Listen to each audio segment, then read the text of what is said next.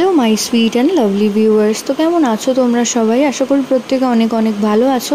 আজকে আমরা চলে এসেছি নতুন আরেকটি ইনফরমেটিভ ভিডিও নিয়ে। এই একটি বিশেষ লক্ষণ যদি তোমরা কোনো গর্ভবতী নারীর শরীরে লক্ষ্য করো, তো সেক্ষেত্রে তোমরা ধারণা করে নিতে পারো যে গর্ভের আগত সন্তানটি একটি ফুটফুটে পুত্র সন্তান আসতে চলেছে। তো সেই বিষয়ে কথা বলার আগে যদি তোমরা অবশ্যই চ্যানেলে নতুন হয়ে থাকো, অবশ্যই চ্যানেলটি সাবস্ক্রাইব করে রেখো, কারণ প্রেগনেন্সি রিলেটেড নানান ভিডিও কিন্তু এই চ্যানেলে আমরা আপলোড করে থাকি।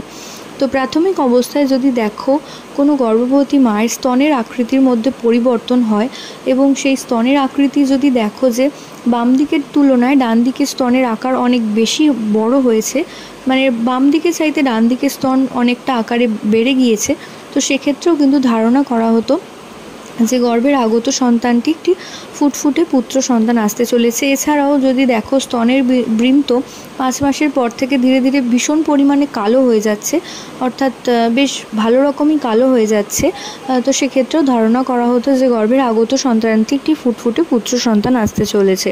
তো এই দুটি সিমটম যদি কোনো গর্ভবতী মায়ের স্তনের ক্ষেত্রে লক্ষ্য করো, তো সেক্ষেত্রে ধারণা করে নিতে পারো যে গর্ভের আগত সন্তানটি একটি ফুটফুটে পুত্র সন্তান আসতে চলেছে।